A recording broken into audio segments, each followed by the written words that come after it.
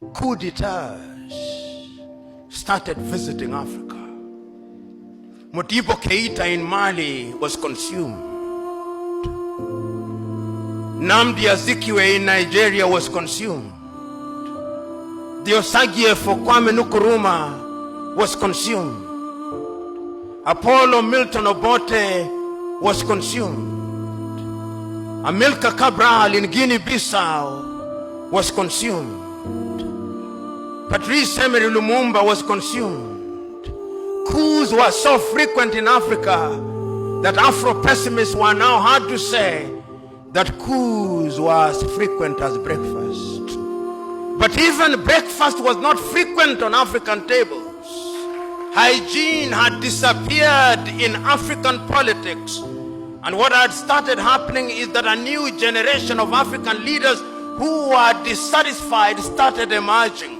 And I can remember so very vividly Ethiopia's Meles Zenawi in 1984 abandoning his medical studies and pursuing the Deg regime of Mengistu Haile Mariam. And he removed Haile Mariam. And there is a sense in which some hygiene has been reintroduced in Ethiopia. And I can remember here, God works in strange ways.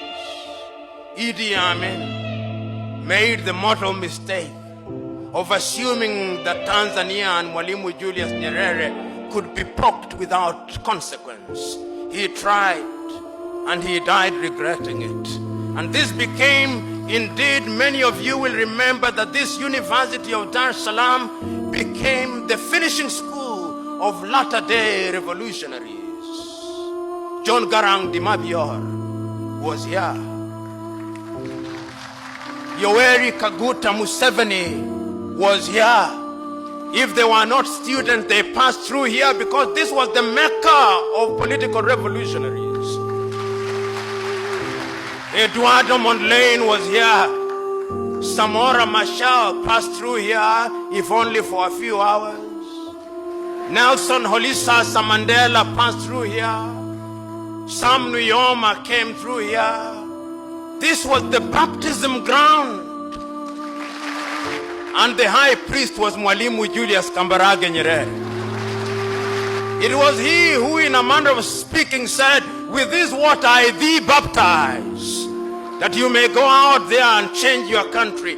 And Yoweri Kaguta Museveni went out into Uganda, and there is a sense, whether you like it or not, in which some hygiene was introduced in that country.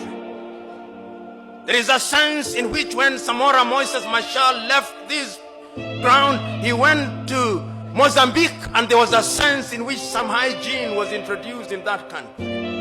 There is a sense in which John Garang Dimabior left here, and some hygiene was beginning to be introduced in South Sudan.